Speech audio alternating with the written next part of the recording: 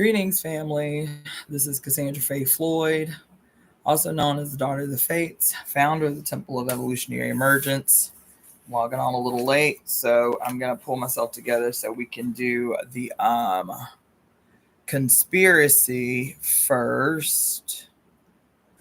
Yeah, and then we'll do the other two readings. We'll do the Temple's standard conspiracy, and then we'll do the reading from the Sibyls. Let's see here.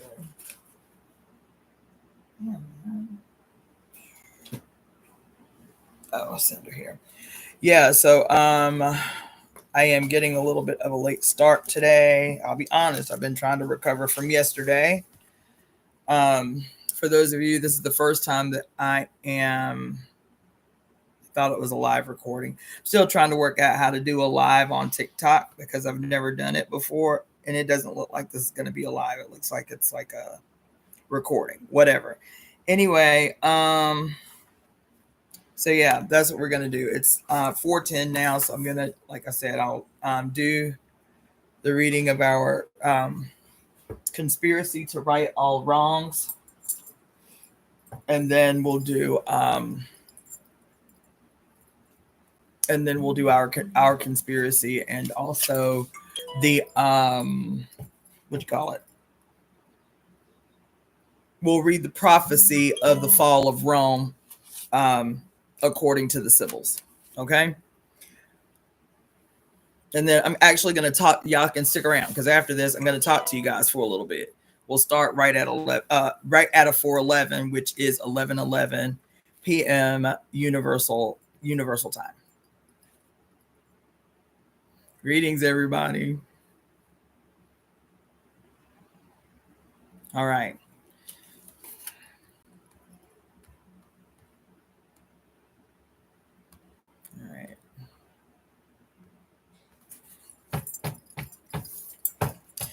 We are the breakers of curses, the casters of glorious conspiracies, and the creators of the new world. I, Cassandra-Floyd, am a divine instrument of my mother's divine will. As such, I am protected and guided by the sacred blood and water of my mother's body that anointed my entry into this life. I am divine because she is divine. Mommy and I are one. I gotta figure out. I call all of our mothers to this moment.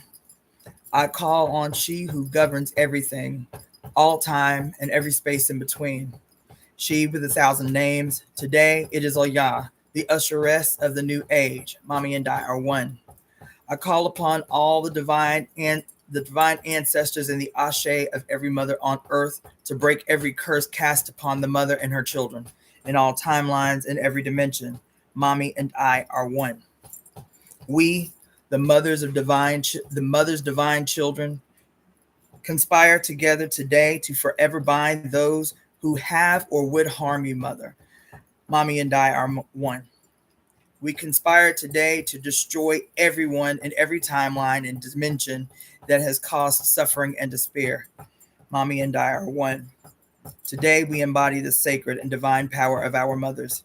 Today, we the tree, we the weavers, rewrite all time. We the tree, we the weavers, rewrite the book of life. We, our mother's children, call the winds of change. We conjure the primordial dark. We summon the sacred serpent deep from within the earth. We subdue the rogue sun. We control the light. We heal the harmed. We embolden the fearful. We instill courage. Today, we are staging a global evolution, as is our mother's divine will. Mommy and I are one. We ecstatically welcome the radical destruction of all institutions of hate and harm erected by the godheads of war. Mommy and I are one.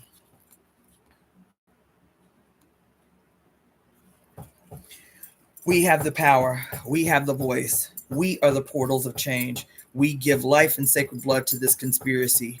Mommy and I are one. We command, come the wind, come the storm, come the lightning, capture all godheads of war and all betrayers of the mother's divine will. Bring them and their confusion and war to an end. Scatter them to oblivion, never to be resurrected. This is the time of reckoning, reclamation, and the restoration of heaven on earth under the Mother's divine reign. Love unlimited is our destiny. Harmony is our destiny. Ecstasy is our destiny. Pleasure is our destiny. Freedom is our destiny. This is her divine will. We are the divine executors of her will. We speak her will into the now to reverberate throughout all time, all space, and all dimensions. It is as we say forever and ever, Mommy and I are one. Mommy and I are one. Mommy and I are one. All right.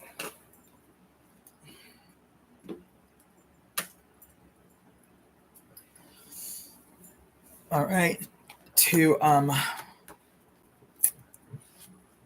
read the prophecy of the Sibyls, detailing the fall of Rome.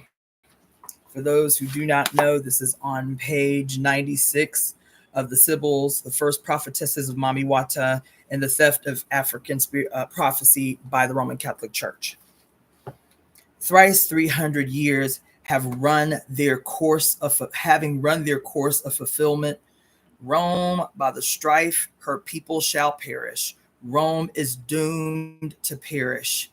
And indeed, by the judgment of God, because it held her name in hatred, and being the enemy of righteousness, it destroyed the people who kept her truth. There shall come to thee sometime from above a heavenly stroke deserved, O haughty Rome, and thou shalt be first to bend thy neck and be raised to the ground, and thee shall fire destructive utterly consume, cast down upon thy pavements, thy wealth shall perish. The wolves and foxes dwell in thy foundations. And then shalt thou be wholly desolate, as if not born. Ooh, that will never get old. Woo. I, Cassandra-Floyd, as a peculiar expression of the almighty divine she, the great cosmic mother, now join in breath with my global family to conspire on behalf of the whole made well. We are breathing these words together to ensure that our home, her body, is restored to her original perfect glory. Her glory is perfect in peace, love, bliss, happiness, and ecstasy.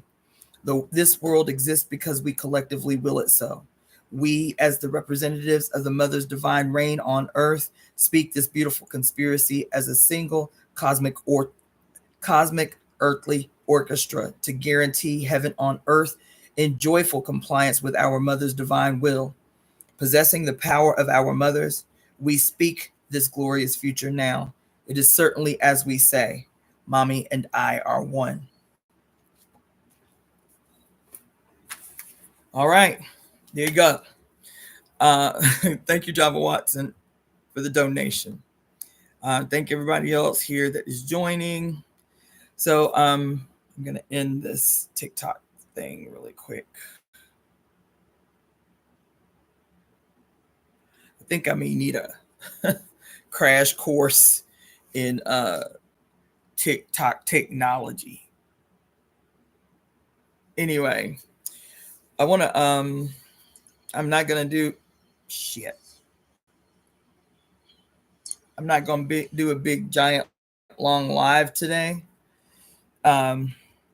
Hold on, let me do this really quick. But there were a couple of things that came to me before I got up on here. I'm still very tired from yesterday, from the concert and in preparing for it. I'm very tired. I'm not like physically tired. I'm more kind of like, I don't know, emotionally tired. It was a lot. Let me write this really quick. But there's a couple of things that came up today. I might do a deeper live about it tonight. I'm going to keep this short because honestly, I'm probably going to go back to sleep. Damn it. I was watching this show. I have been watching this show for the last maybe 4 or 5 days, maybe longer than that. That's not working. Maybe longer than that. And it's called Rome. The name of the show is called Rome. I don't know when it came out. I'll look and tell you guys later. But while I was sitting here watching it, today. I was watching it for a little bit today. Some things, it's a really good show actually. But I watch shit differently than the average person. And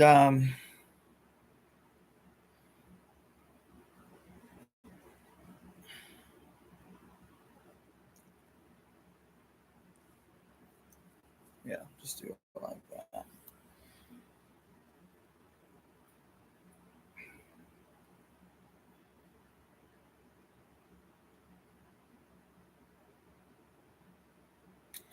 Yeah, it was interesting. I mean, I've been taking notes since I started watching this show because obviously, I started watching this show maybe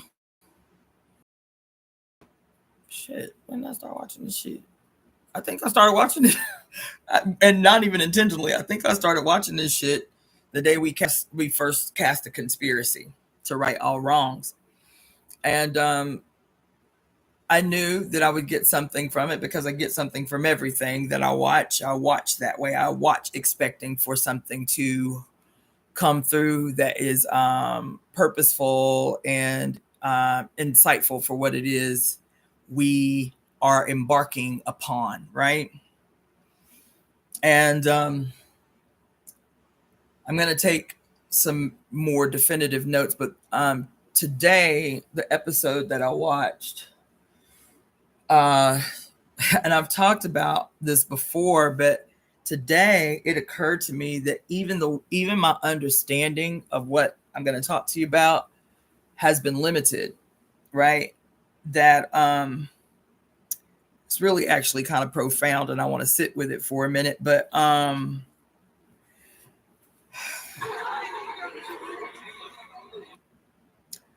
been talking to you guys off and on about the make-believe. Whoa. The make-believe of the separation of church and state. And the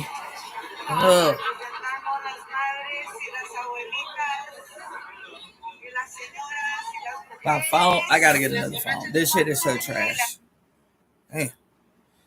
And the context with which I have been talking to you about the shit. Oh my God. Even as I'm talking about y'all. The context with which I have been talking to you guys off and on about, as a matter of fact, I think that's what I'm going to call it.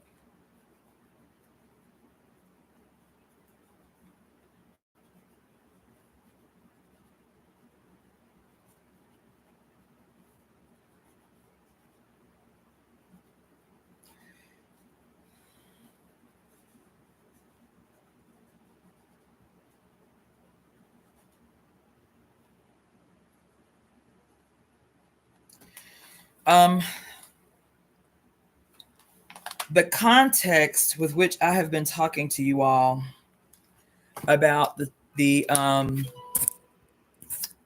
illusion of the separation of church and state, the several times that I have mentioned it, has been within the context of teaching us how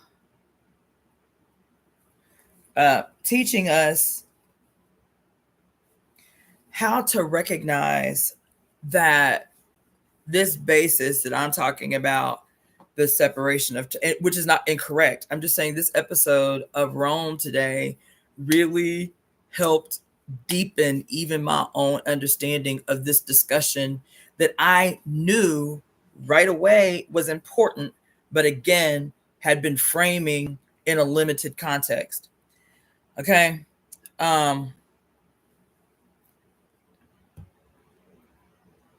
And I just want y'all to walk with me. I'm not trying.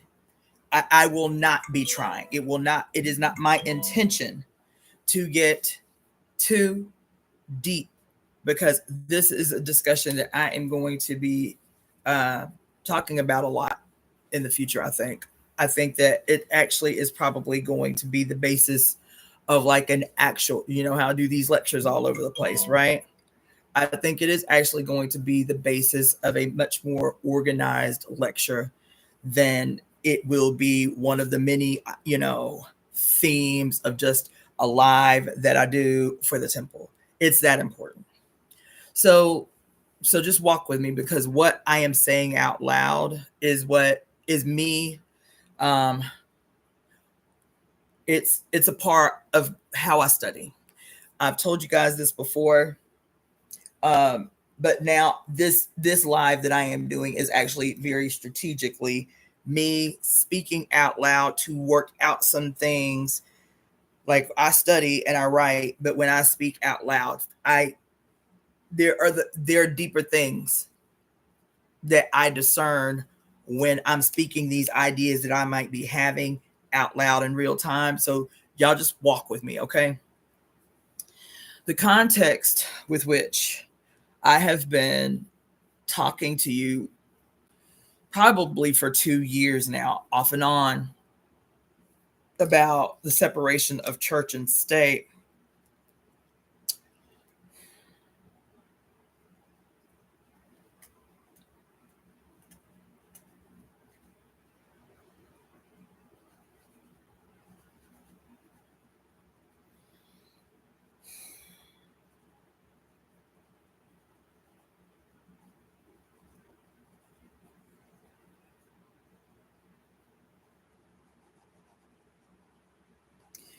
Started when we read the book, started in a more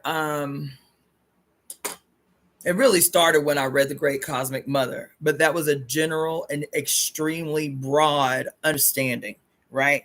The Great Cosmic Mother covered so much, so many different ideas, so many schools of thoughts, and analyzing those ideas. And even when she starts to bring the history of the entire human world together in a much more identifiable way politically in the later chapters, it's still a very broad understanding of a very deep and old set of circumstances that have given rise to where we are now as human beings, right? So yes, that I would easily say that was the foundational start for this idea about the illusion of the separation of church and state.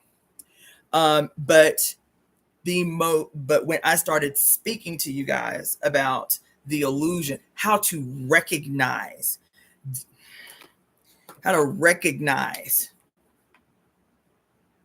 the illusion of the separation in church of state, didn't happen until we read Pure Lust 2 years ago. Because in Pure Lust, what Mary Daly does is very specific. Barbara Moore in The Great Cosmic Mother, radical, deep, philosophical, historical, political understanding of the world. Mary Daly, who is referenced many, many times in The Great Cosmic Mother, which is how I got to her in the first place. Mary Daly kicks the doors in on every book she wrote, saying my intention for how I articulate these things, having been an astute devotee and student of Roman Catholicism, have come to the conclusion that there is no friendly coexistence with empire. My intention in trying to win the fates and what she say, perform a global exorcism that will liberate the deep and profound memory of these witches, of these fates, of these shapers of human history, is to destroy all institutions of patriarchy. That was her intention. She was crystal clear. She was like, if you need, because she wasn't even talking about the goddess like that. She was like, look, if you need, in order to help regain control of your own spirit, ooh,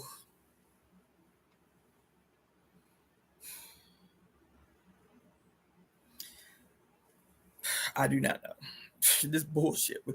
Anyway, she said, if you need to help with, if you need help, right, deconstructing patriarchy in your consciousness as a new, what she calls, what does she call it? What does she call it? Oh, what does she call it? The fuck. Something like the sisterhood, the global sisterhood or some shit like that, whatever. She's like, if you knew in this little walk with feminism or, whatever your bag is, and you need to replace the great grand patriarch in your head with the goddess, that's cool. She's like, it ain't really what I'm on, but I understand why women do it. So I have a lot of respect for her writing, because it is too easy, and I talk about this a lot. It is too easy because of the spiritual jargon that proliferates every fucking space on earth. It is too easy to get caught up in that jargon, in that culture, and I'm talking about spiritual spaces.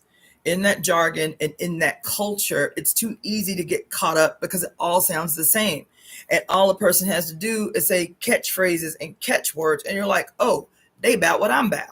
You feel me? It's too easy to get caught up in what I'm always calling, the spell of pomp and circumstance. You feel me? And so I appreciate the angle that Mary Daly came from, and even Barbara Moore for that matter. Fuck. I don't know what's going on with, maybe I have too much shit open. Let me try that.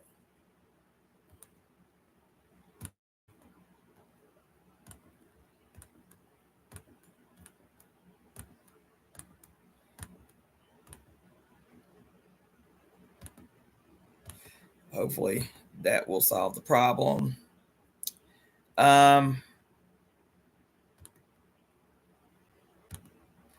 Shit. Hopefully that'll solve the problem. Okay, because my feed is dragging like crazy. But anyway, I've talked to y'all about this a lot, about how I will say we as colonized people. I used to say we as Black people, but I have noticed the same thing among indigenous people, both northern hemispheric and southern hemispheric, indigenous people of the Western Hemisphere, Mexica and Azteca and native people from the North Americas, right? So I include them now because I've witnessed it with my own eyes and being in ceremonial space with these people now for almost 8 years. That colored folk, melanated people, we love art. We love the expression of culture. We love the dance. We love the ceremoniousness that we naturally bring to every space. And so while I make a distinction, and I'm careful to, we have to recognize that how those things that we love naturally, right? The expressiveness, the flair, all the things that we do, what everybody else outside of us calls extra, the extra that we bring because that shit is fire. It makes you feel good in your flesh. Like, we love the flair. You feel me? We love the extra that we bring to every space, to every process, to every ceremony. Hell, whether we at work, like I'll go to some grocery store or something, and because the sister got to wear ugly ass uniforms, that's all right. I got the jewelry that's extra. I got the hair that's extra. I got the makeup that's extra. Even on this ugly ass uniform, that shit gonna be blinked out. You feel me? We bring the light. We bring the extra. We bring the turn up, and that's dope. But what I am talking about is the same thing that a lot of you express about what happened to hip hop. Quote, whether you call it the Illuminati takeover of hip hop or whatever way you express the frustration that you experience from watching something beautifully expressive that's natural to us be bastardized and transformed into something that now becomes a toxic poison. So when I make this distinction about our naturally celebratory way, and still be able to say that those things that we do naturally being hijacked to then in turn be used against us as the basis for what I'm talking about, the spell of pomp and circumstance. But we have not learned, where everybody is articulating their frustration with what's happened to hip hop, what's happened to music, Black culture. We have not yet had this conversation in spiritual spaces. What has happened to spirituality? What has happened to those places that are supposed to be sacred, even though the presentation of sacredness has, for all intents and purposes, not changed. The way that we used, governed, created, and controlled ceremony and pomp and circumstance has been hijacked, and now has been for a long time formed as weapons used against us. Yeah, they have. So I want to be clear and say that now, because I don't think in the past I have been clear when I have talked at length about why I am deliberate in not engaging in pomp and circumstance regularly. Okay? The reason why, and I will say this as a reminder for those who've been following my channel for some time and those who may be new, is because I done got up on here ranting and raving about how you'll never see me motherfucking perform, bitch. I will not be performing for y'all. I won't be performing for y'all. I will not be doing anything that is outside of my character. And I don't think I've ever been clear about making this statement. Okay? I will not be performing for you. What I will do is anything that comes naturally with being me in this moment, with me being the goddess in this moment, as this peculiar and necessary expression of the goddess in this moment. It's the same thing that I'm just saying.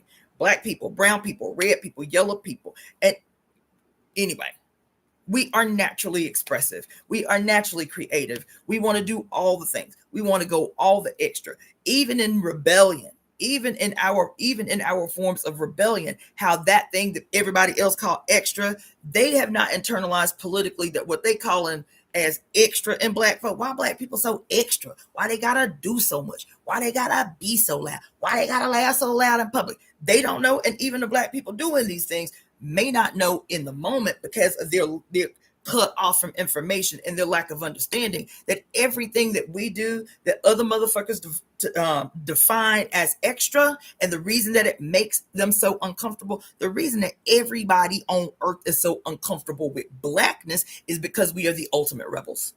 Always have been. We the ultimate rebels. Our goddamn very presence, our very goddamn Black ass, nappy headed, big nosed it, big lipped it, big butted, big boobies, our very existence, without even doing anything, without even staging a motherfucking contest, bitch. Our very existence is rebellious. Our very existence is rebellious. That's why everyone is made uncomfortable. Even those people that I'm talking about that have their own peculiar expressive blah, blah, blah, blah, the red and the brown and the yellow and so on, so on, so on, even they are uncomfortable with the understanding that has been imposed on them and that they have internalized. Even they are uncomfortable with our presence, because everything about our presence speaks rebellion to what is. Everything about that's why you hear all these Black women talking about, damn, like, can a bitch just get a break, bitch? Okay, I'm at work and I'm quiet and I mind my own business and do the job y'all pay me to do, and I'm quiet. And when I'm quiet, somehow I'm wrong. But when I speak, somehow I'm wrong. Like, there ain't no winning. You understand? Like y'all are just perpetually uncomfortable no matter what. If I straighten my motherfucking hair, y'all uncomfortable. If I wear my natural hair, y'all uncomfortable. Ain't that about a bitch? The reason your ass can't win, black woman, the reason that no matter what you do, taught as an infant to be a contortionist in every space, to bend and fold and mold, to make sure that everybody in the space is comfortable with your presence in the space. This is a political analysis I'm giving you. The reason that there is nothing that you can do, and I'll add some extra to that, there is nowhere you can go on earth.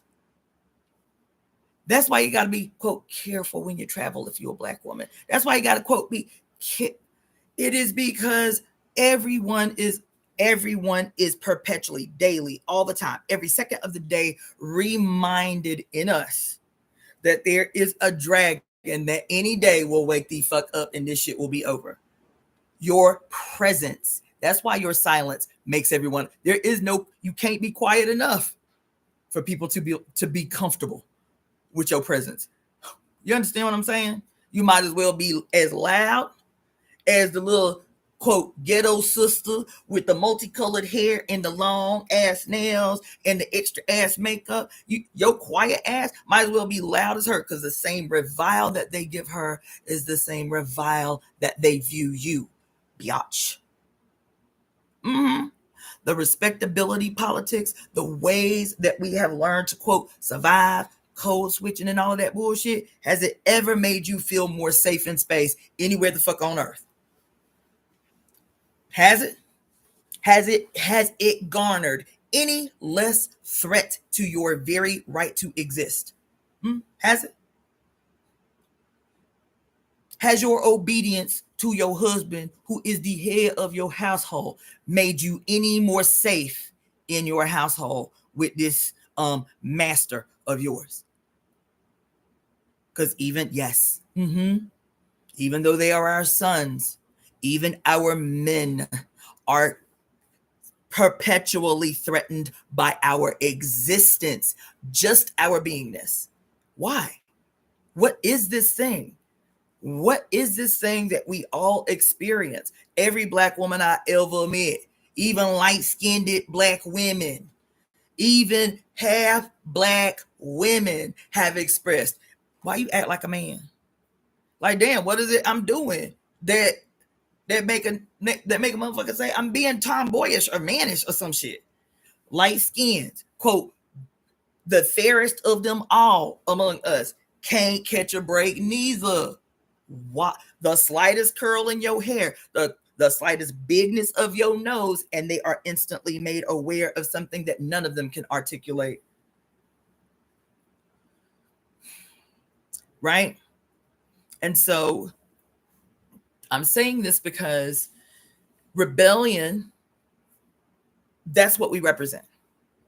Why do we represent that without saying a word?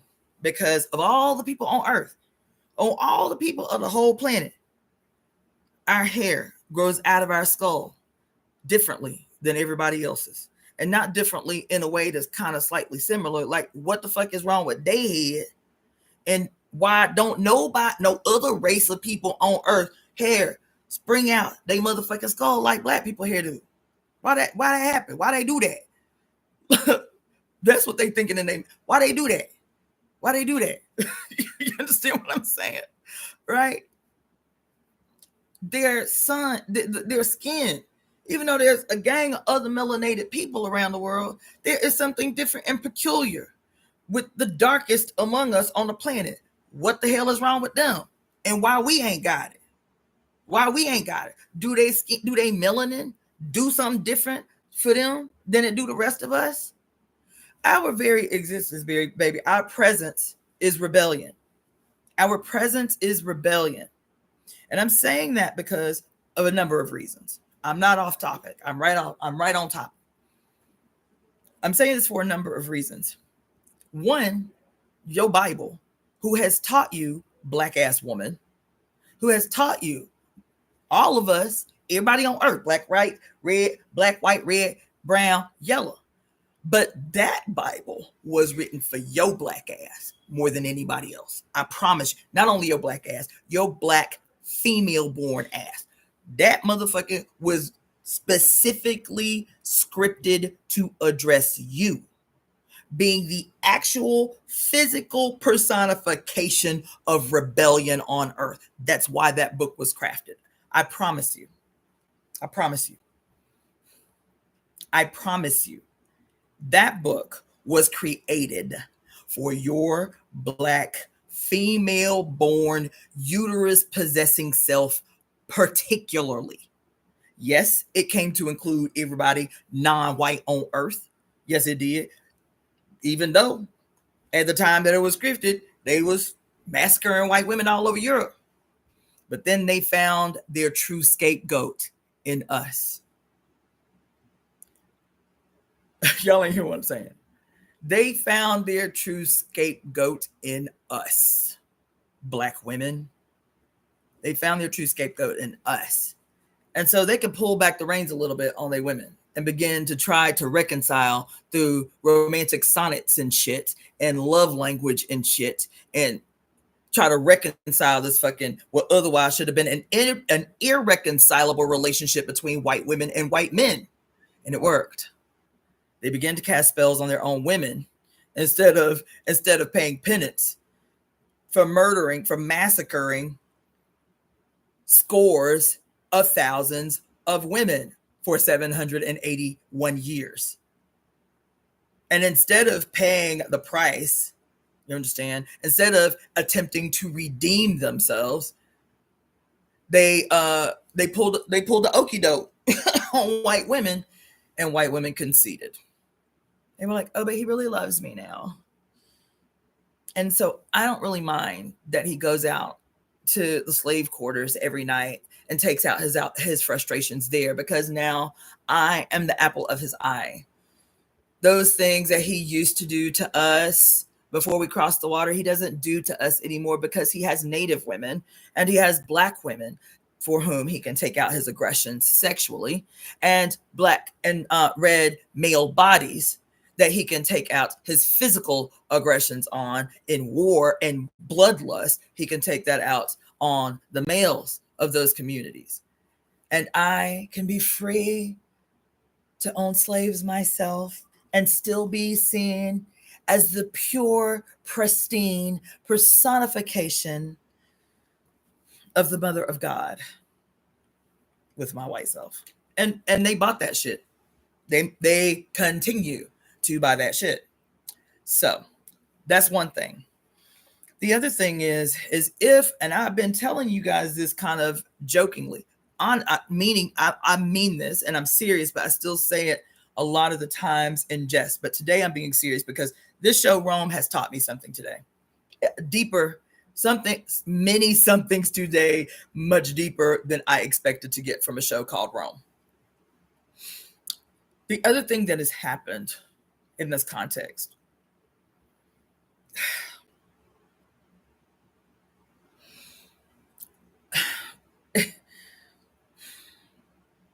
when I talk about the Bible specifically having black-skinned, nappy-haired, because when I say black-skinned women a lot on here, I am still talking also about black-skinned women who may have bone straight hair coming out of their skull, but who are black, and many times blacker than myself, who are not the most immediate descendants of Africa. I say black-skinned women deliberately, because even though they will reject us, their proximity to blackness is specifically responsible for why they suffer the way that they do in the areas that they are.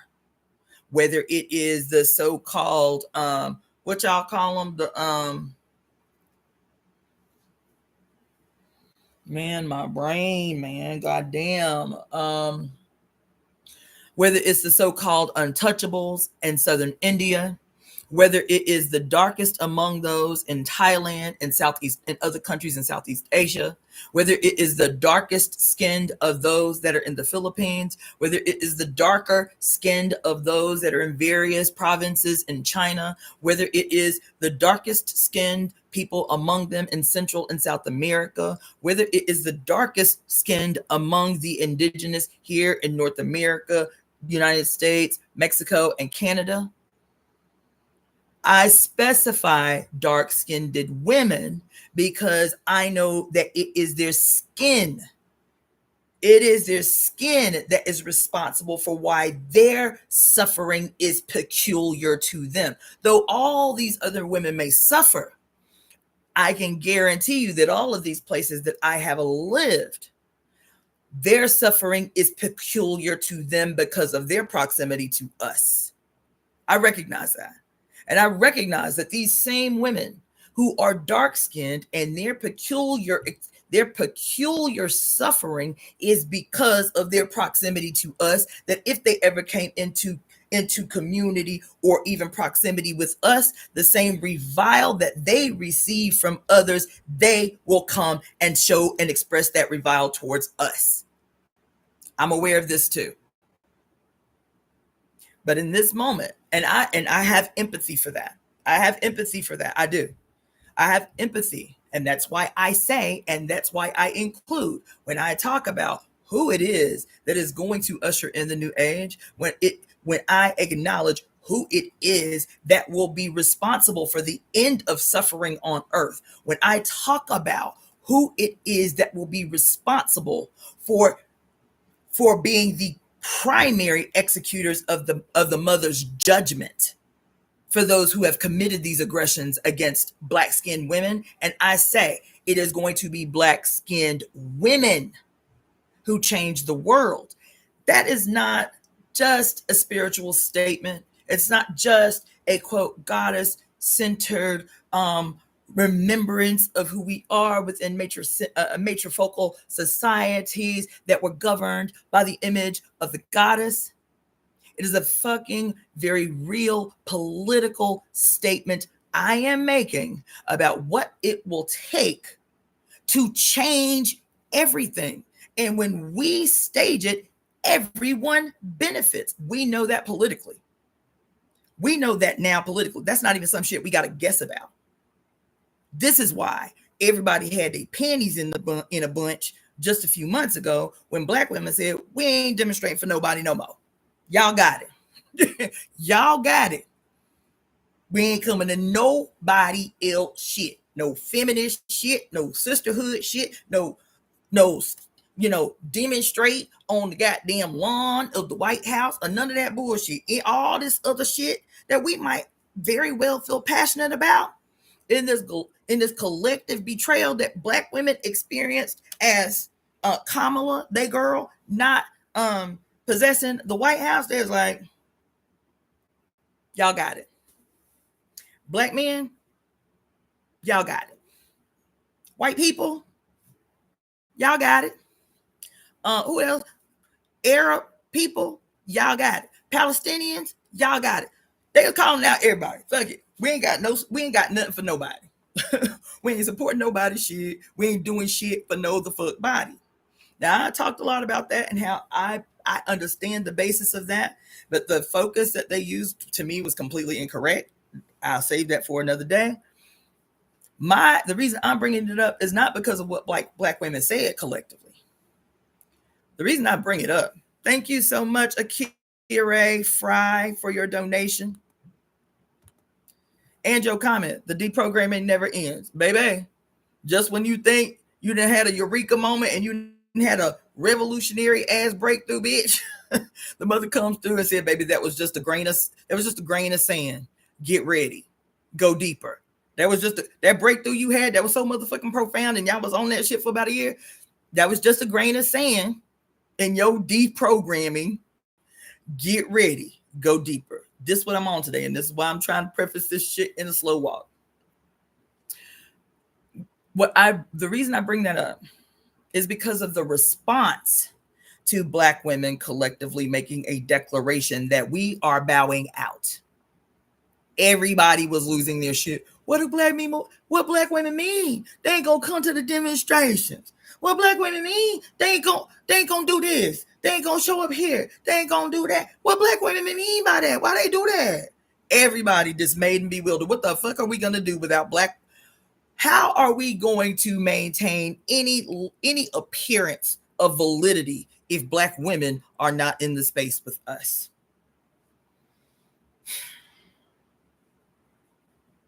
How could anybody on earth believe what we say without the signing off of some black person to say, yes, this checks out. Yes, this is valid. How do we do that? By our presence. By our presence in the space. All the motherfucker got to do is say, oh, there's one black person in the space. Okay, this group, they really about that. They really about that. Because if the black person showed up, they must be really about that shit. You feel me? Everybody, child, millions, and I'm not exaggerating, millions of TikToks, millions of deep philosophical discussions on YouTube about what we gonna do. The black women done left. Black women, see, I got my wristband on. It mean I'm down. Wasn't it a wristband or something white women was wearing to prove they voted blue? As if that's the answer. As if that's the answer. As if that is what we are looking for. Child, they was up here. They still losing their shit. Because once they old boy pulled the okie doke on their asses, now they out here like, damn, black women sure did try to tell us so. I sure wish we would have listened. Black people, there ain't no shortage of goddamn YouTube videos that be coming through for me for whatever reason, because there ain't no reason. I done gave the algorithm that's some shit I'm interested in seeing. There ain't no shortage of shit that be coming through my For You with big old giant block letters at the top talking about white people sorry. White people sorry. White people sorry. Please come back to us, black people. Please come back to us, black women. Where y'all go to? Where y'all at? Where y'all went? You understand? This new shit where everybody talking about the divesting movement. How black people done stop shopping at Walmart. Black people done stop shopping at Target. And now they talking about digging their heels in. Like, we can do this shit and destroy these companies. Let's see what else we can wreck with our absence. With our silence. They ain't even talking about going and burning no shit down. They just say, oh shit, it was that easy. It ain't even been a whole year. It was that easy to topple Target. Let's see what else we can wreck with our absence and our silence. Because I just told you, you don't have to be loud. You don't have to be loud. You don't have to be aggressive. Your ass don't even have to motherfucking demonstrate, bitch. Black ass woman. Your ass don't even have to demonstrate. Your presence on earth is the ultimate thorn in white supremacy and patriarchy. You being born black and female is the rebellion that has been staged, bitch. Mm-hmm. You being born black and female. Let me clarify. Your ass being born black, female, and an obvious descendant of Africa is the ultimate sign of rebellion. And they always walk in on eggs and shells and trying to maintain control over us, while at the same time trying not to offend so much that they do something that exposes them and exposes us at the same time, exposes to others who we actually are to the world. Because there's another thing happening. Everybody, all the white people got their pen. It's so interesting to me too. It's so interesting to me. It's interesting in a way that's concerning. It's so interesting. I heard somebody the other day say, call Donald Trump an agent of chaos. And I have articulated that several times in a different way. The articulation that I have given to that is that as an agent of chaos, right, Trump, that he is actually fulfilling prophecy. Now, when I say prophecy, I'm not talking about some revelation, biblical, Jesus coming back for the church type of bullshit and ass bullshit. So I want to be clear that when you hear me say prophecy, I am talking about something that can only spring forth from the mouth of someone who has been born with a uterus. So you can be mad about that. Don't faze me none. I'm telling you what the fuck it is. That in this moment and in this incarnation, you feel me? For me, the only, quote, evidence of the fulfillment of prophecy will be me talking about the evidence of the fulfillment of prophecy that has been handed down by none other than a person born with a uterus. And to even clarify more deeply, I'm saying it is uterus bearing people that I will be listening to and hearing. But in this particular moment, when I'm talking about prophecy, the evidence of the fulfillment of prophecy, it is coming from no one other than a motherfucker born with a uterus who is black as me or blacker, and who hair ties them directly to Africa. That's it. If you weren't born like this, you feel me? If you weren't born, obviously, a child of Africa, you are not who I'm talking about. So when I talk about him as an agent of chaos and piggybacking off of that, saying that the chaos that he is creating is the fulfillment of prophecy that could only come from an African Sibyl, deepening that statement even more. I know the state. And so, hey, how you doing? I know the state. And so while we get caught up on having very deep conversations about spirituality, I want you to know you can never forget where you live on earth politically. It's all one thing. And that's part of the whole thing about being betrayed by pomp and circumstance, spells casted under the guise of pomp and circumstance, and how we are perpetually betrayed by that shit. Perpetually betrayed by that shit. If you want me to tell you, y'all gonna be mad. I know somebody's feelings gonna be hurt. But let me just tell you about your Kamala Harris, or Kamala, however you pronounce her name. She was an agent of pomp and circumstance. She did all the textbook shit to win you away from your logical brain, from your logical thinking.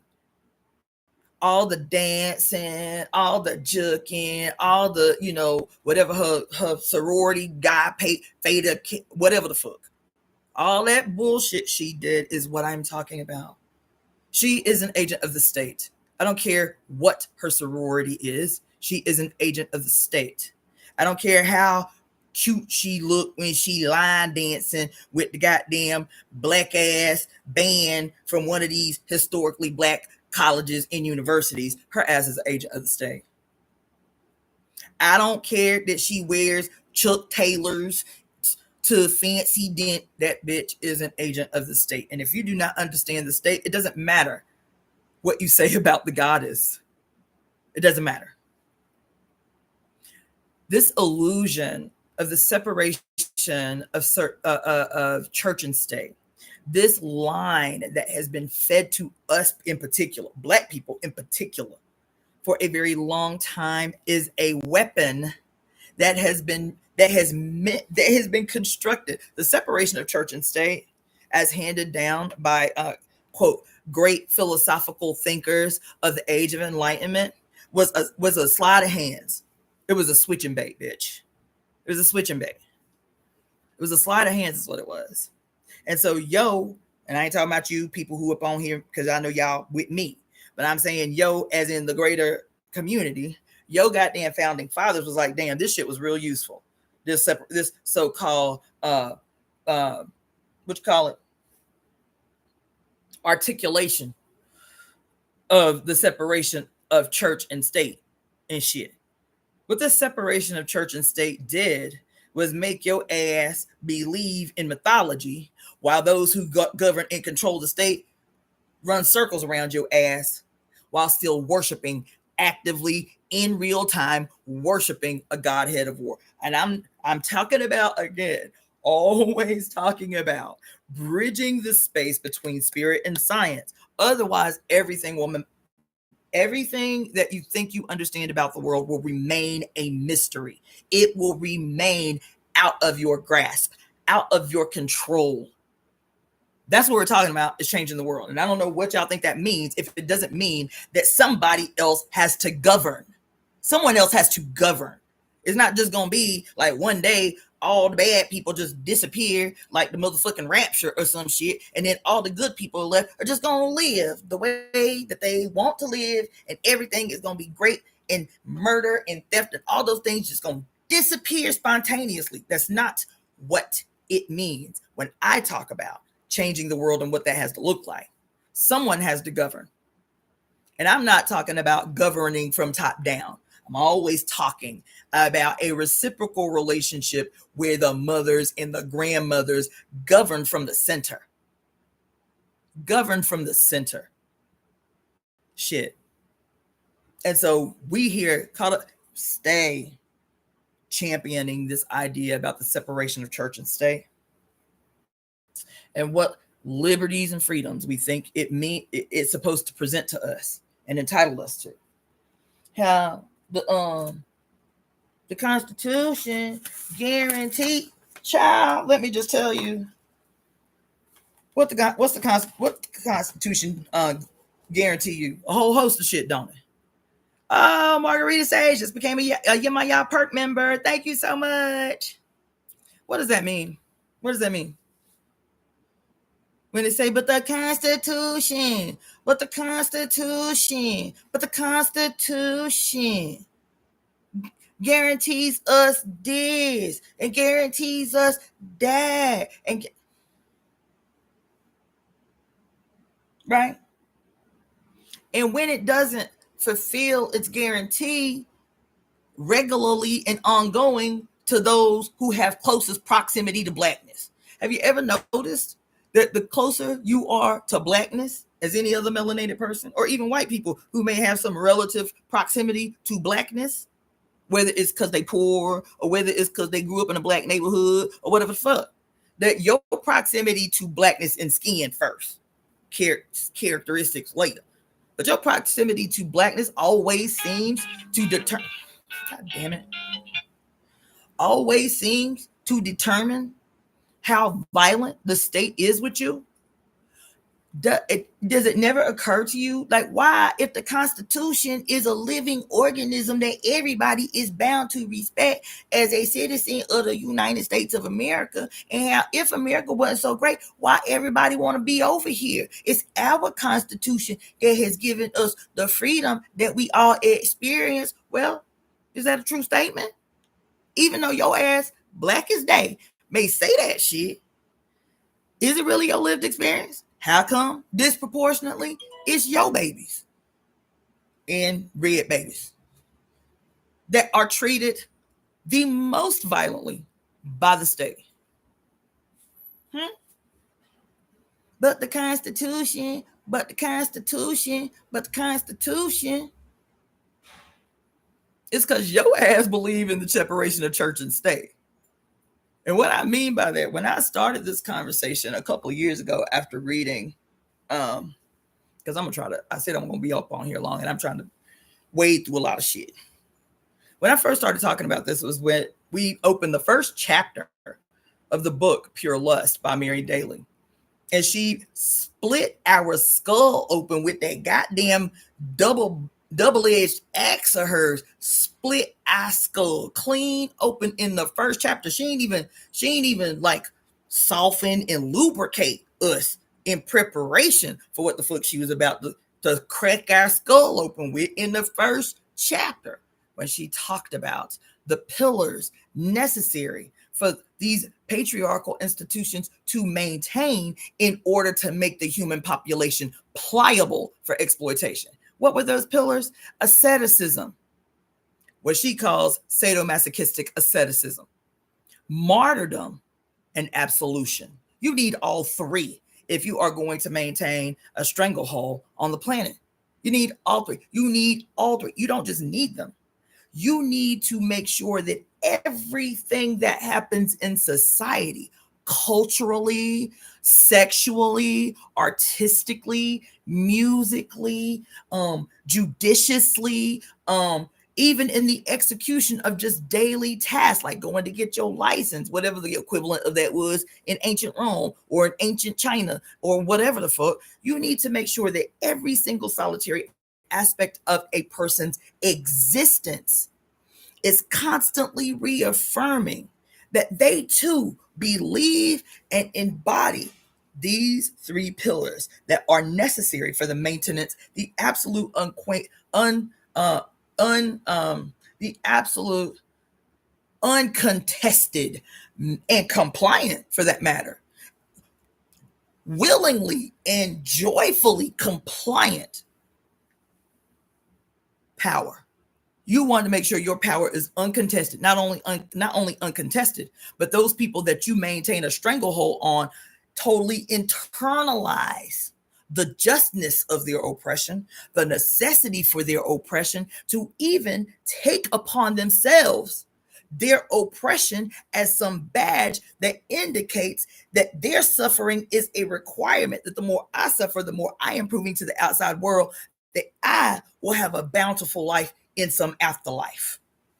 You need people to accept and literally, joyfully, prayerfully receive into themselves that their suffering is a necessity for reward somewhere else.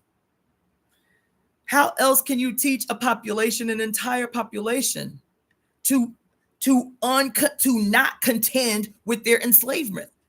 They have to believe that their enslavement is just. They have to accept that their enslavement will benefit them in another world, in another life. As proof, see, God, look how much I suffer. Look how much I turned the other cheek. Look how much I did X, Y, Z.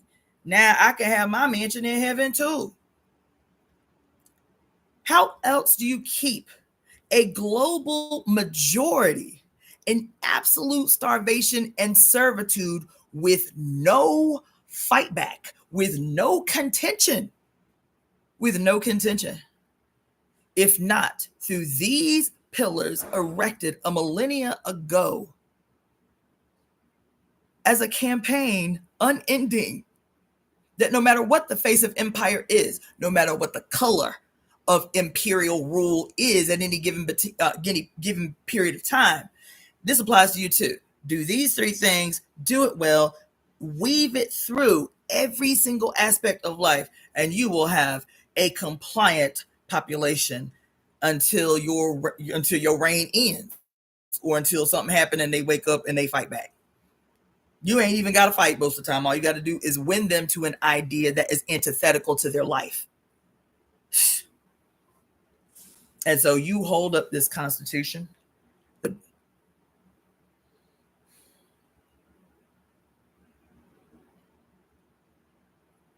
because it's a Bible. And you would never blaspheme the Bible. You would never take your menstrual blood and smear it on the pages of the Bible. God forbid.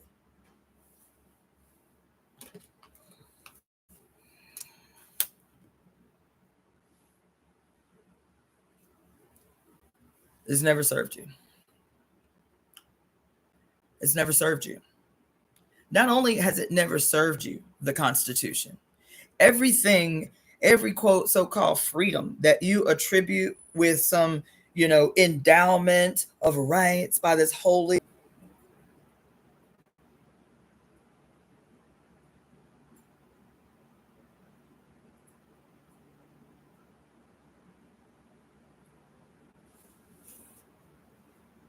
Okay. I see you, side quest, and I ain't leaving y'all out, but I am being specific for a reason. Because earlier I said the same thing, that even mixed race Black women I know suffer oppression based on their proximity to Blackness. But I am being very specific in the very specific statement that I made.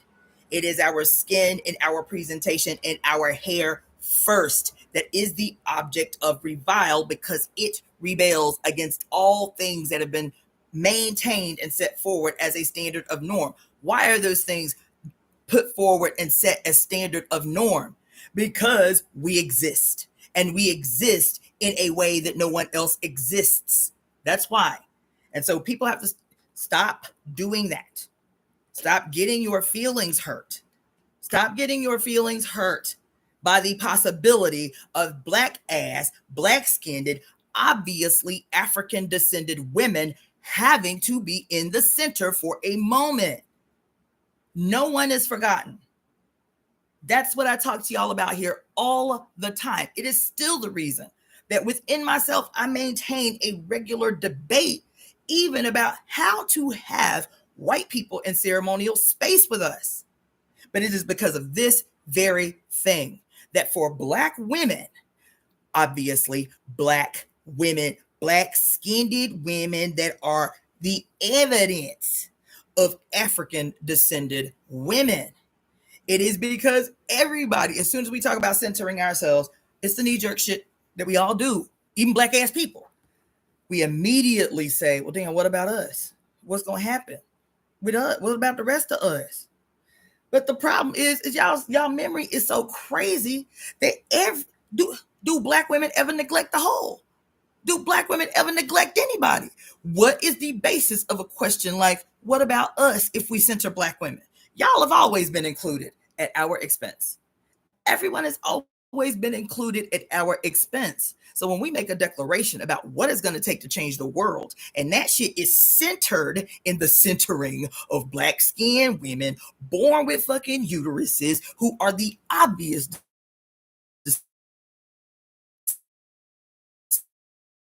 descendants of Africa. Never. Not once. It is to include the whole. What am I saying? In our goddamn conspiracy as the Temple of Evolutionary Emergence, that we come together to conspire what? What do we say? This conspiracy we cast in honor of her divine will, which is what? To see the whole made well. To see the whole made well. To see the whole made well. So don't do that. We have to be able to articulate with a level of audacity, with a level of true confidence that this shit resonates somewhere. This shit resonates somewhere. This sigh, this collective sigh that white people are making, that I talked to you guys about earlier. Thank you, Sean, today for your donation. This sigh that white people are expressing. Why do black women say they ain't gonna come to demonstrate with us no more? This thing, when your orange guy started making the declaration, we might even consider segregation, re-implementing segregation. And it's so funny. To me, it's grand comedy because it's all a play. It's grand comedy. He knew what the response was going to be. It's grand comedy that all the black people are saying, you know what, that sounds like a good idea to me. Let's get it cracking. The black people saying that. You know what? I think orange guy might be right. I think the re-implementing of segregation is a great goddamn idea. Let's go. Let's do that. And on the contrary, all the white people, all these white people, millions of white people saying, what's going to happen? What's going to happen to us if segregation come back?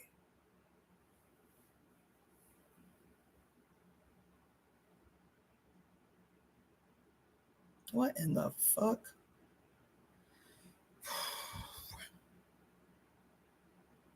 I'm going to need the police to get up off my shit.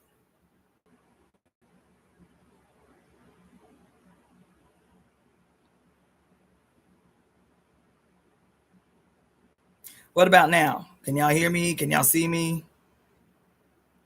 Can y'all hear me? Can y'all see me?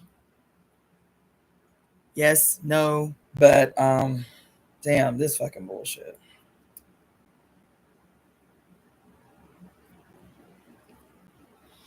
But when I say that what came through this show was epiphany. It wasn't just, oh damn, that's deep, whatever. No, it was epiphany. Several several. It was deep. And I don't want to be flimsy in executing what came to me as epiphany while watching this show, specifically as it relates to the being able to recognize everywhere how the illusion of church and state has hindered you, has imprisoned you, has shackled you. The separation of church and state I always thought was so simplistic. And when Mary Daly started talking about institutions that have to be propped up by sadomasochistic asceticism, by absolution, and by martyrdom, and how if you don't pay attention at all to spirituality or religions, you will miss being able to make an accurate assessment of what you are witnessing politically, because you do not see how these weapons established by patriarchal religious institutions directly shape and molded what would become the state. They shaped and molded what would become the state. Why wouldn't they?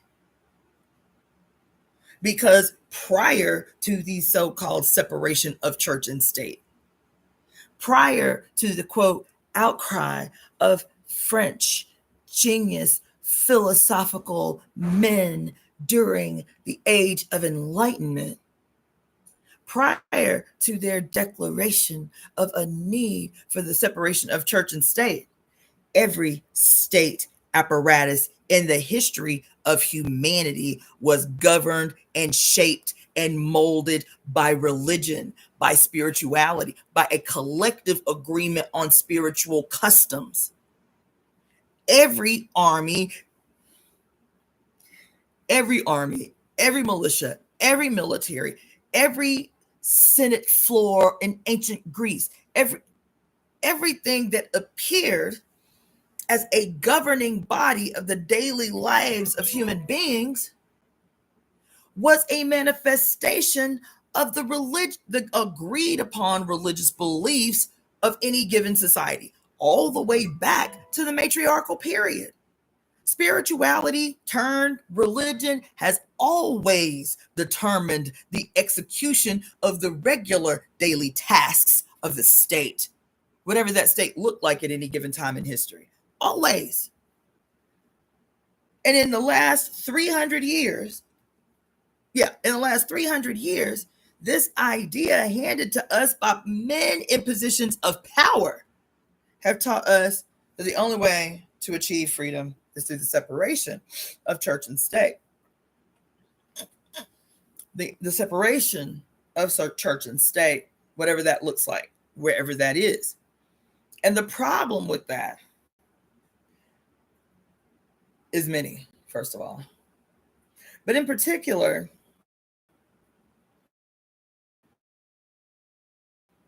as I was able to clearly see in this show, this series called Rome, it wasn't just the agreed upon spiritual customs of the community that shaped and molded the state. That these ideas, these philosophical, religious, and spiritual ideas didn't just shape the state, baby. They were so intimately, deeply, vehemently believed that even under so-called goddesses in ancient Rome, in ancient Greece, so if you need to write your senator, you need to do that.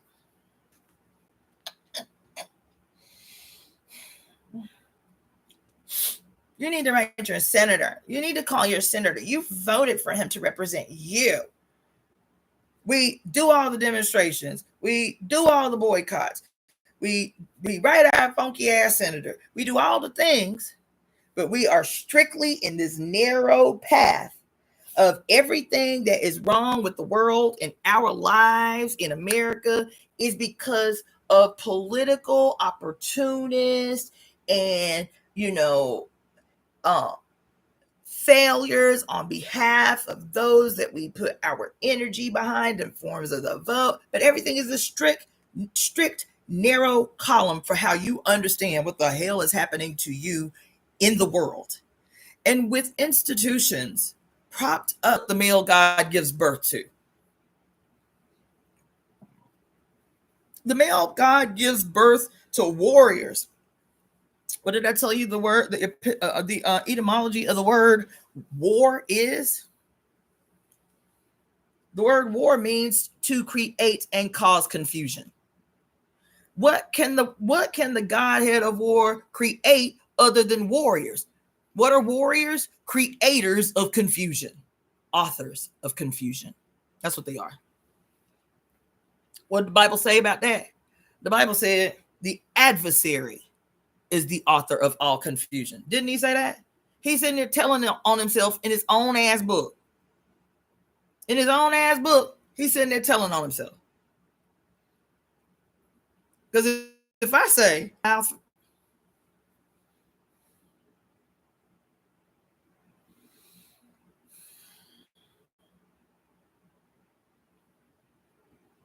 we're going to steal everything she wrote, every word that ever came out of her mouth by these scribes, and then we're going to turn that shit literally upside down and inside out to serve us instead of them.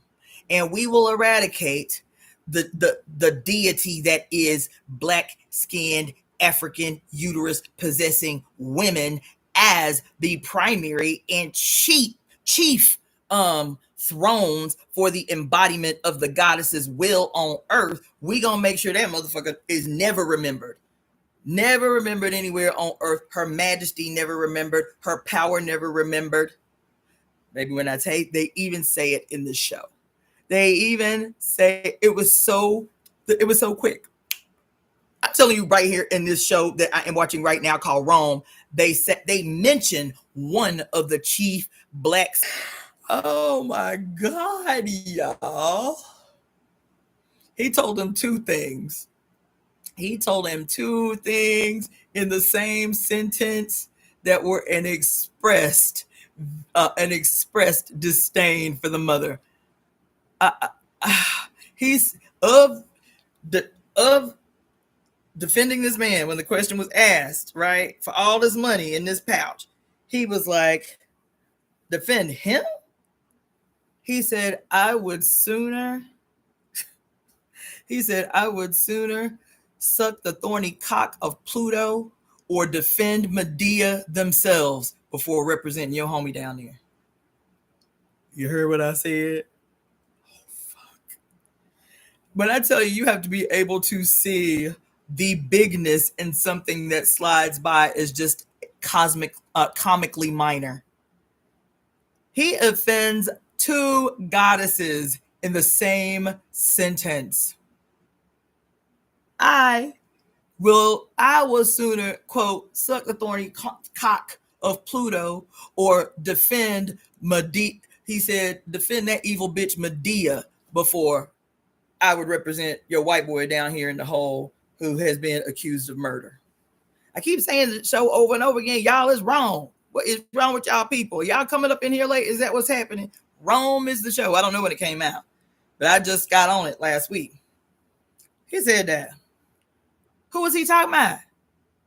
Talking about sucking the thorny cock of Pluto and defending the evil bitch Medea. And I just told you there are strategies all over the known European world, specifically mentioning Medea's name as this divine healer.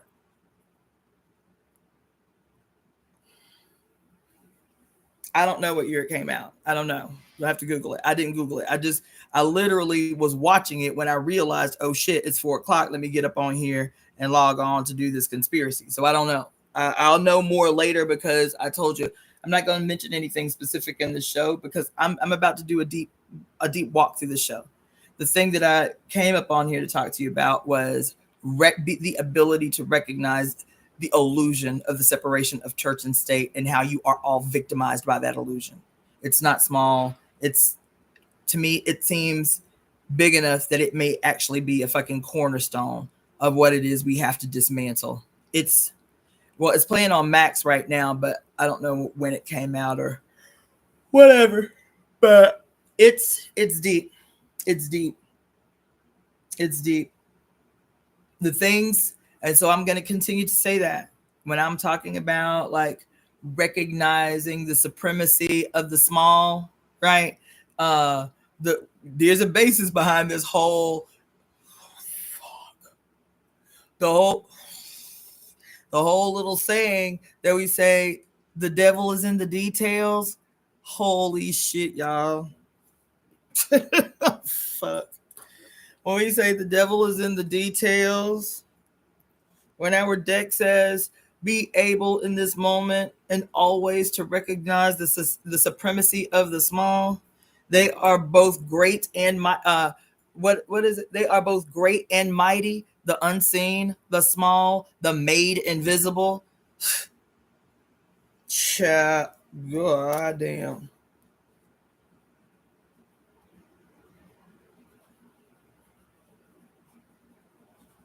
Because it was not me watching this shit. It wasn't the big shit that stood out, though it tried to. It was the subtle. It was the seemingly mundane, the seemingly unimportant details of this show that has peeled my wig back, getting 48 hours. I have been subdued by Epiphany.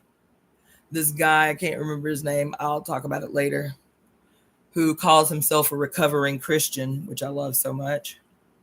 Calls himself a recovering Christian. His whole channel is about decoding and unveiling all the shit tied to our belief in Christianity, decoding the Bible, all of this stuff. This last live he did had me absolutely beside myself. Just when I think I could not go any deeper on this Jesus shit, he opened the ground before me. Just when I think I couldn't go no deeper, he creates a whole ass chasm in the earth right in front of my feet. So these are the things. And because this live is being so shittily interrupted and I am tired, I can feel myself fading. Yesterday, emotionally, was a lot. I didn't realize how stressed out I was about playing this concert. And it's deeper than just learning the music. That's probably a lesson I need to tell y'all too. My exhaustion, I'm like, it doesn't make any sense that I should be this exhausted from playing one song at a concert. And it's not. I realized yesterday while practicing that I have to, that my, the reason it's been taking me so long to learn the instrument, the reason I'm having such a hard time learning the music,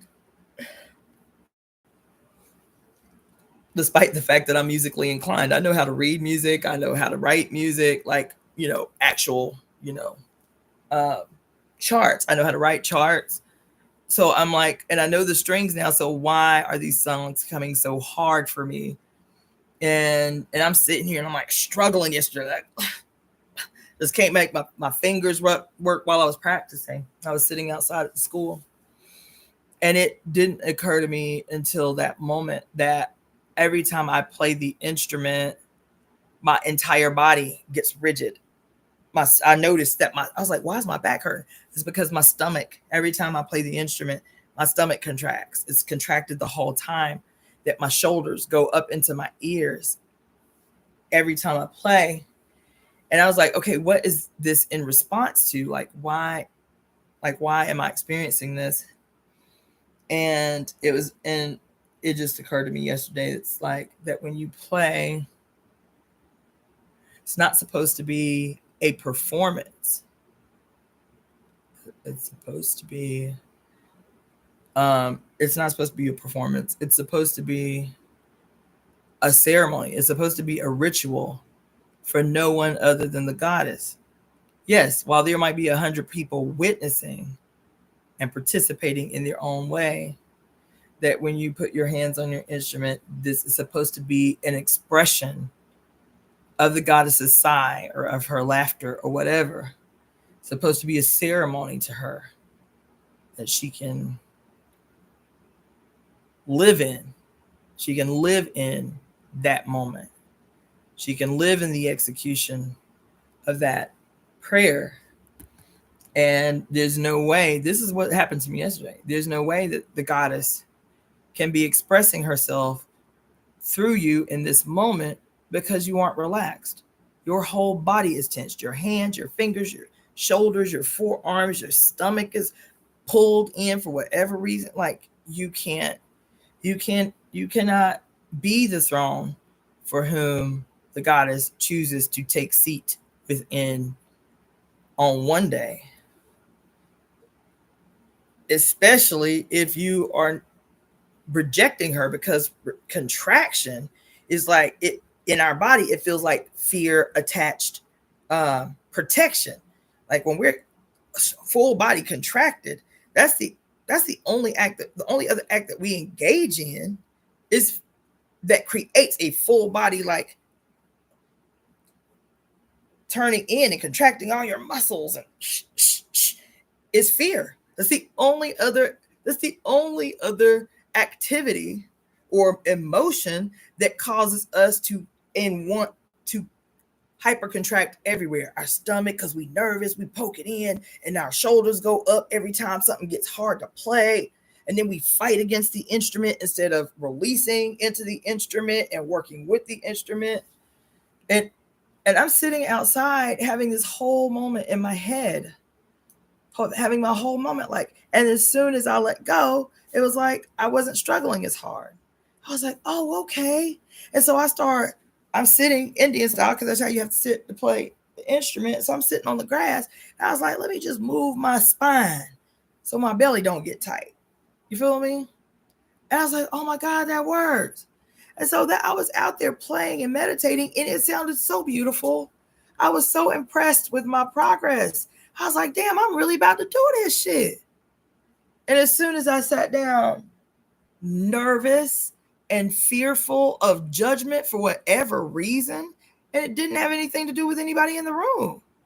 But that thing that came down on me was nervousness and fear and like, oh my God, I'm going to be so embarrassed. And I stumbled through that piece like I had never played it. I stumbled through that piece like I had never played it. And then it didn't help that my sitar teacher looked at me so disappointed. He was just like, you know what I'm saying? And so I feel like that's why I'm struggling today. Y'all see, I'm barely able to keep my eyes open. I'm struggling today because emotionally, yesterday was a lot. It was really a lot. I love music. And so even that added to this frustration of why I was feeling like the sitar was fighting against me or working against me. And y'all don't know, I love music. I love it in the way that others view musicians as insane when they love music the way that they do. Like, that's the way I love music. And so, and this has been this, get your ass, don't you dare do that again. Get down. That,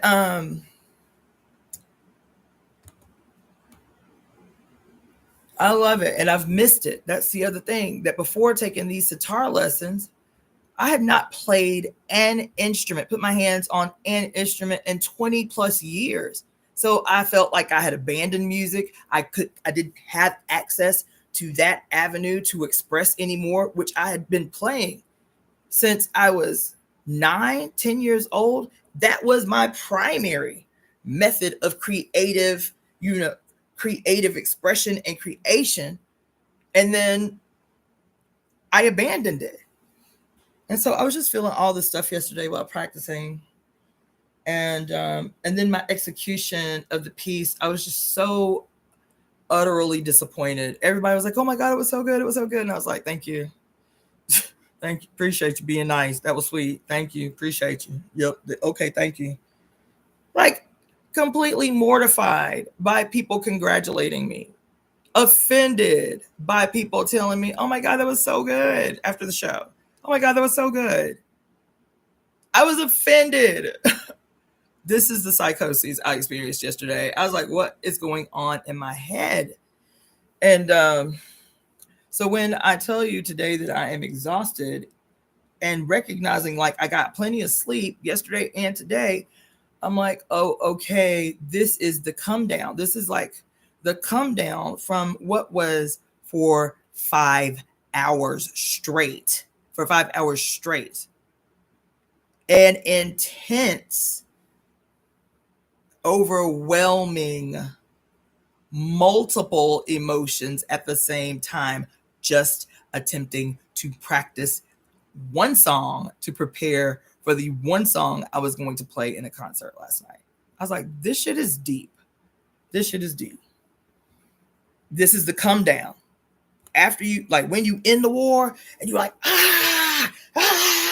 and you just going ham and you slicing and dicing and killing and running and dodging and shit, and you get stabbed and you don't feel it and you just, This is what I imagine. The come down from this flood of hormones that prepare you to beat the enemy, to persevere to victory.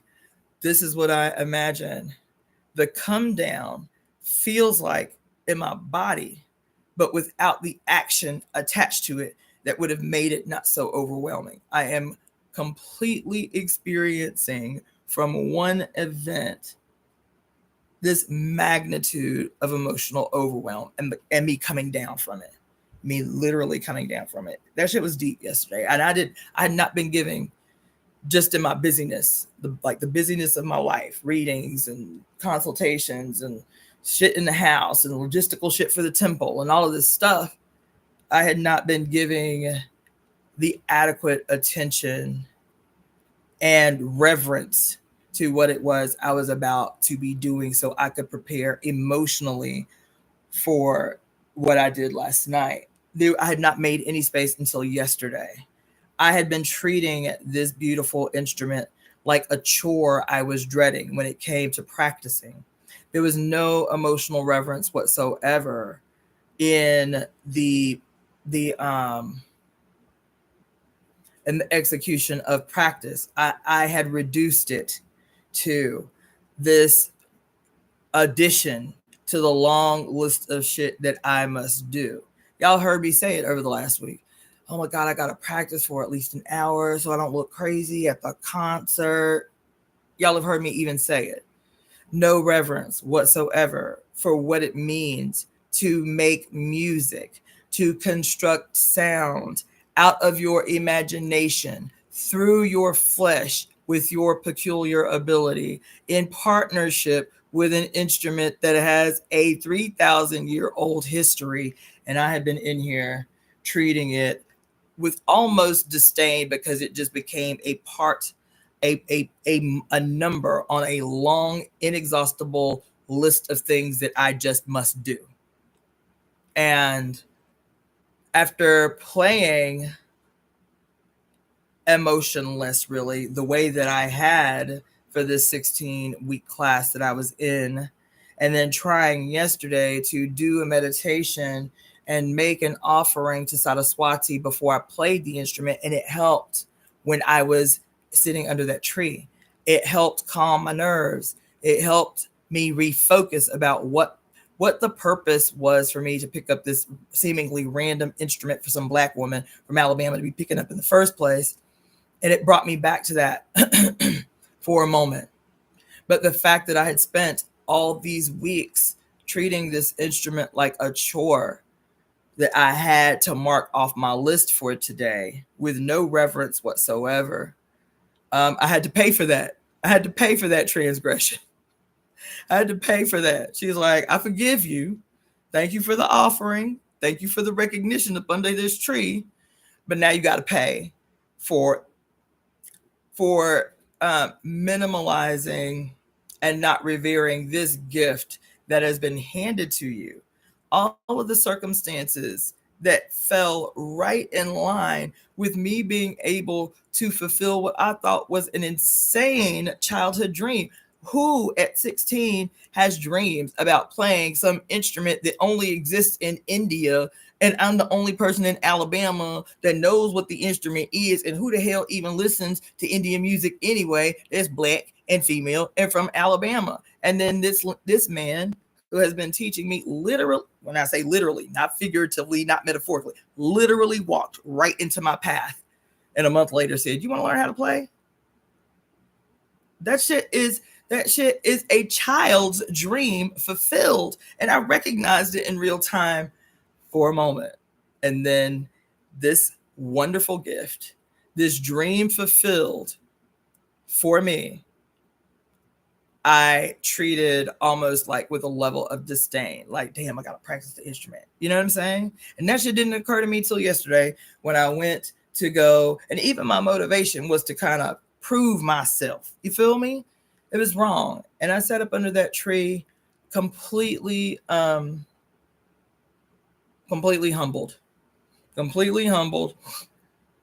And when I was under that tree, it sounded so beautiful. I was like, oh my God, I did it. I did it. That part that had been giving me so much hell, I finally did it. But it wasn't until I relaxed. What am I always saying about the deck? The Medicine Woman Inner Guidebook, and that one card that always stands out as like the definition of what we must do. That yes, I'm God, but you are my conduit, baby. You are my avatar. And it is only through a well-rested and relaxed you that I do my best work. And yesterday under that goddamn tree was the evidence of it. I'm telling you, I was like, this shit is nothing short of magic. This shit is nothing short of magic. She was like, I'm trying to show you. So you're going to flow through this and it's going to be like, and I was going in outside on that damn lawn. And then as soon as I went into there, she was like, but now you got to pay. You got debts to pay because you've been mishandling me for some weeks now. And I got an attitude. So I'm going to need you to humiliate yourself in front of these folks. But at least I'll turn the lights off so they don't see your face while you frowning and shit, while you fucking up.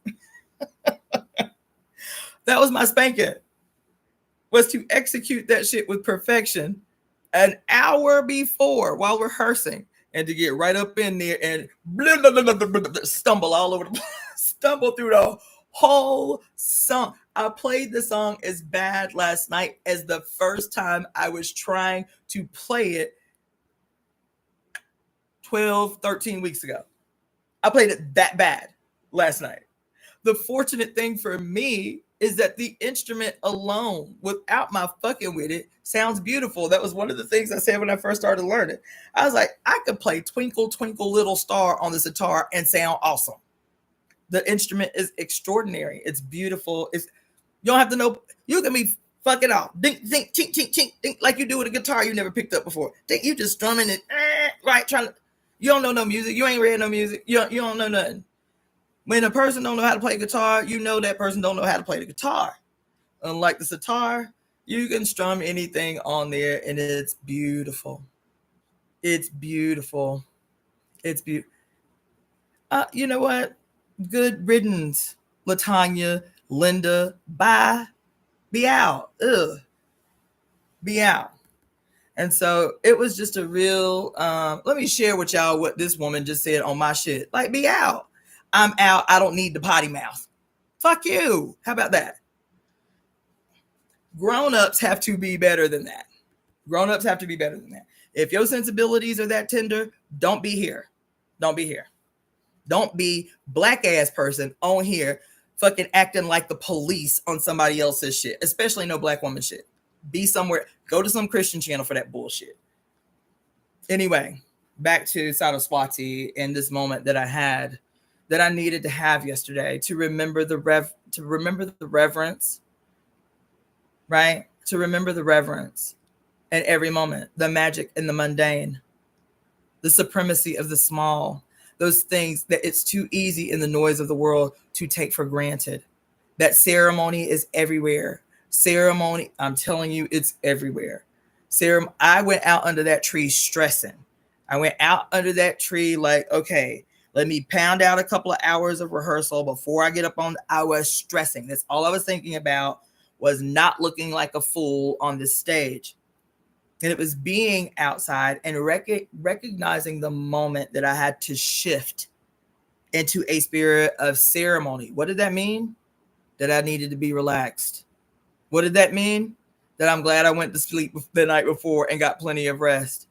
And I was still stressed. And it wasn't until the moment that I recognized that even stressed, sitting out under that tree, attempting to just pound out, this song, that I should have been seeing all of it, all the time, all the rehearsal, all the practice, all the hours as a ceremony, as what functional daily ritual looks like. What does it look like? It's supposed to look like what we feel like in our body when we experience pleasure. And I had been in the execution of the fulfillment of a childhood dream where pleasure should have come easily and naturally, because my conscious mind saw it as a task that was tied to my ego, and proven I wasn't terrible became a chore and unpleasurable. That's why you're experiencing the recovery in me that you are experiencing right now. When I say I was subdued yesterday by emotion, I was overcome by a lot of conflicting emotions, embarrassment, fear of judgment. All of those things just came right in the room at the same time, while she's trying to whisper through all that madness about the reverence that should be a reciprocal task, a reciprocal ceremony between me and this instrument.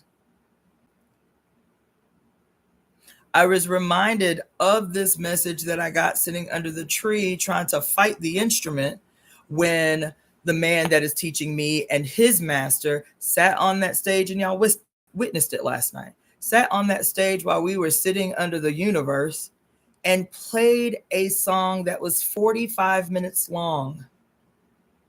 And it was nothing short of pure magic executed in real time. That's what it was. That was the reminder, is what I love and did and have since I was a child about the instrument, and didn't have the language to articulate. I was like, oh, it's just beautiful music and it speaks to me. It's not just beautiful music. It is one of the ways that we have always had since the very beginning. Even before we had language, we had music as an articulation and an expression and a way for the her to come out through us. She's always been present. Music has been the primary, if not the absolute primary way that she has been able to express her desires and her will in the material world, is to use us as the metaphoric flute or the metaphoric harp that has existed for thousands and thousands and thousands of years.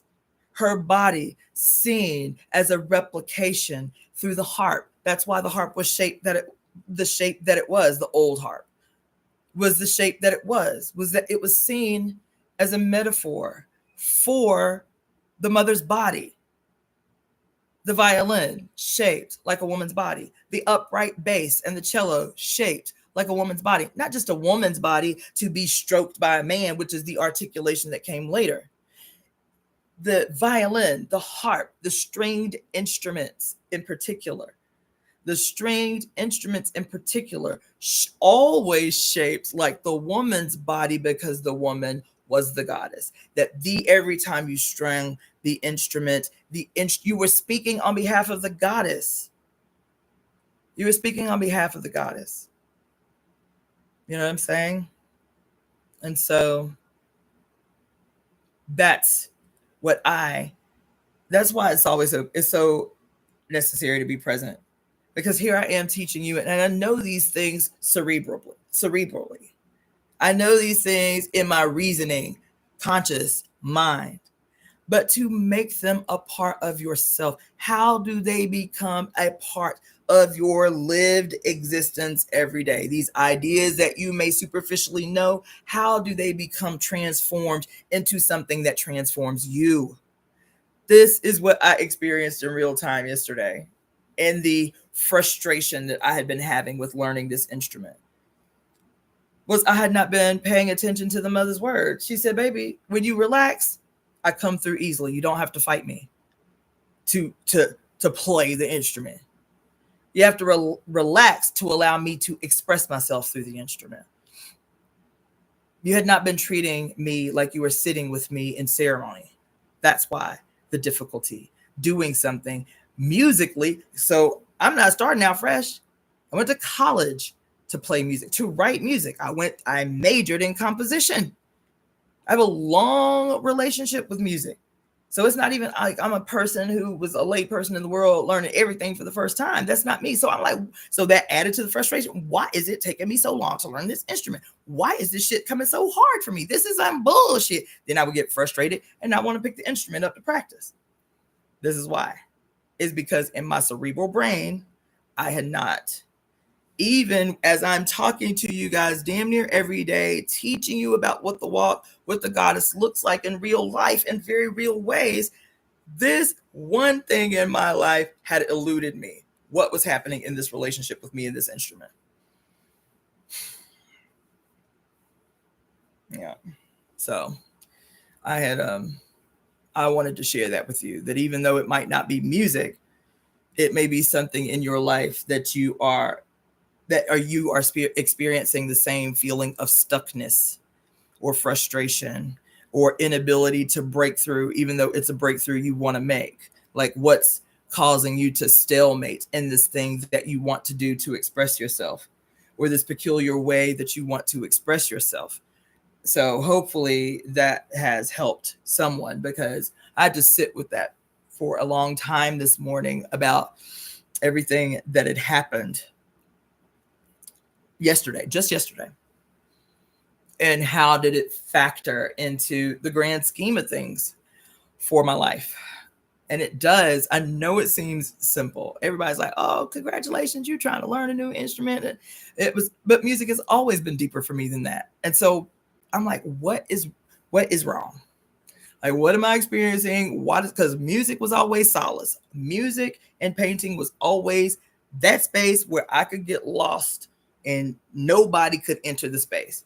And my attempts to reestablish a relationship with music at this age in my life has not been the same. It hasn't come with a relative ease. It hasn't come with like a peace. It hasn't come with like the ability to be in solitude without feeling, quote, alone, right? That music gave me as a child and as a teenager and even as a young adult when I went to college. And that breakthrough came yesterday. After it's been a year and a half that I've been learning this instrument. That breakthrough came through just yesterday in the panic of, quote, not looking like a fool and not making my teacher look like a fool. That was the motivation. And she was like, that's the wrong motivation. To be putting your hands on me, bitch, that's the wrong motivation. To be pulling at my strings, bitch, that is the wrong motivation. I'm going to need you to come here correct. Like, can you offer this tree some shit? And I had snacks. I was like, you know what? Let me make an offering to the tree, because I am out here with that bullshit.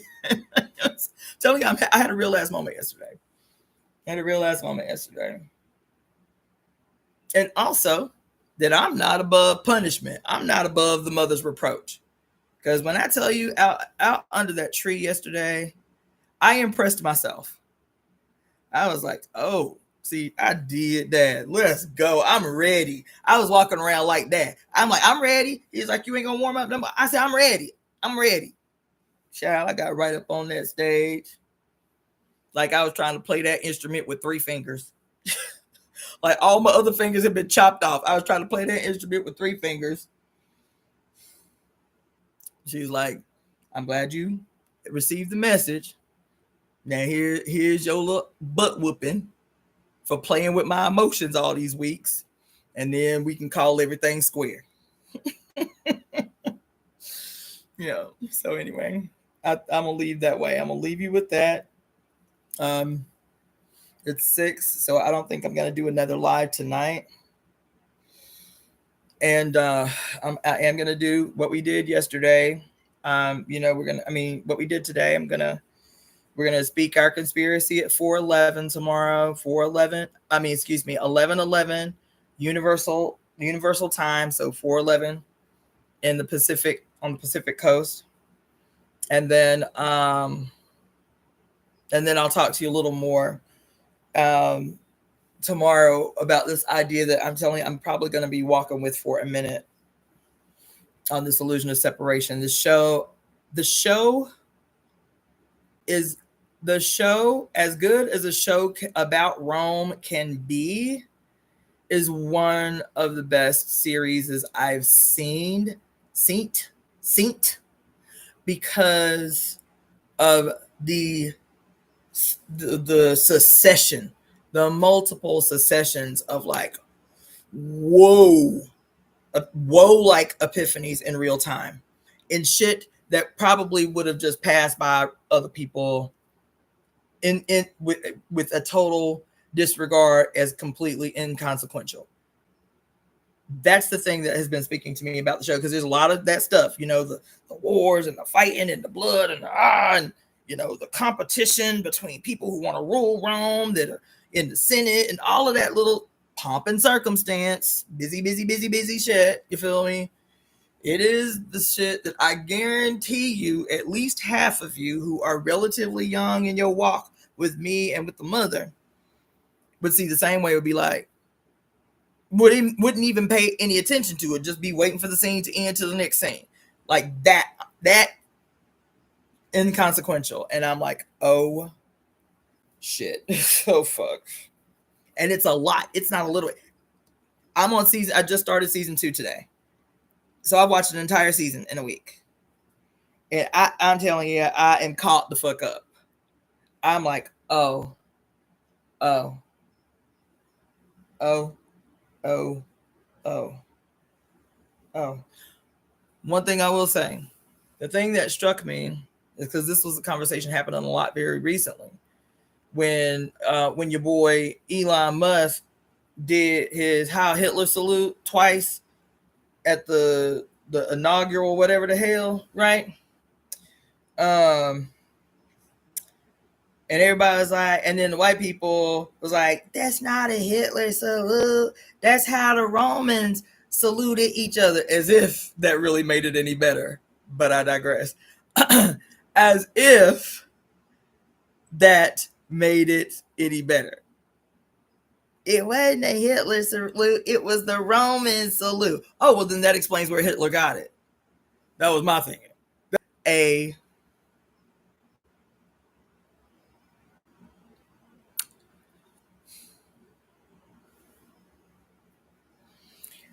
This was a fictitious adaptation of real events. That's why it's worthy easily.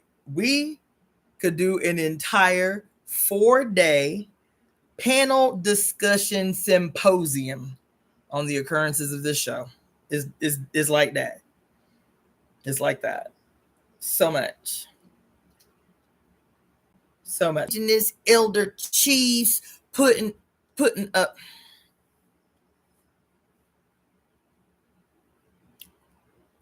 putting a ceremonial headdress on the only object of their oppression. When I tell you the script hadn't changed, no matter whose hands it's in. I'm sitting here watching this debate on the Senate floor in Rome. In Rome. That's the debate in Rome. Watching a debate unfold in the Senate, on the Senate floor of ancient Rome, for whom Caesar is presiding. And some of the things these men were saying were so eerily prevalent and relevant to what we see happen.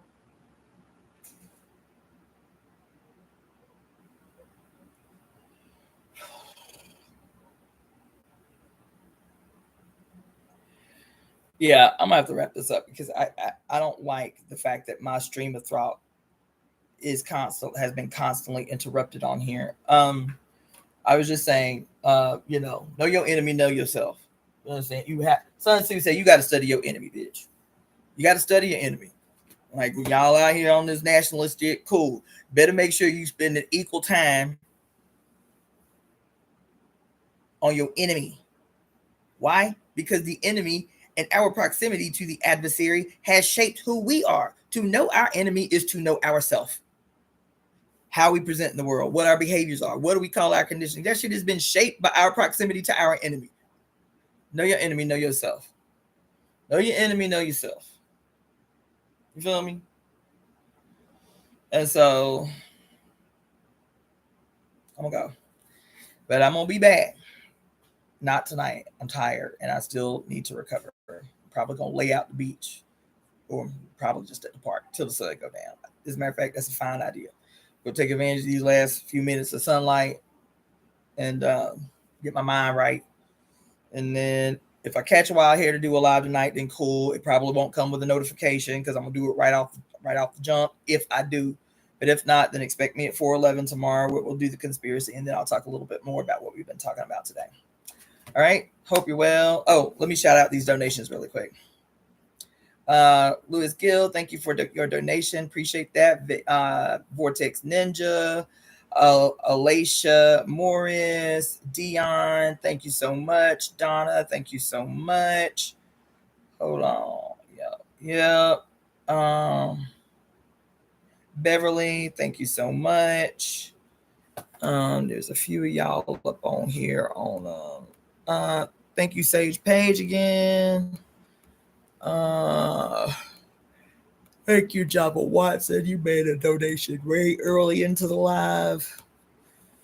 And anybody else that I missed, I'm gonna go through all my accounts today, and then I'll do tomorrow what I said I would commit to do at least once a week is to shout out everybody that has given me donations over the last week. So I'll do like I did last week, do a list compilation of all the donations that came in, and shout y'all out, all the people who are paid member subscribers to the page. Shout y'all out.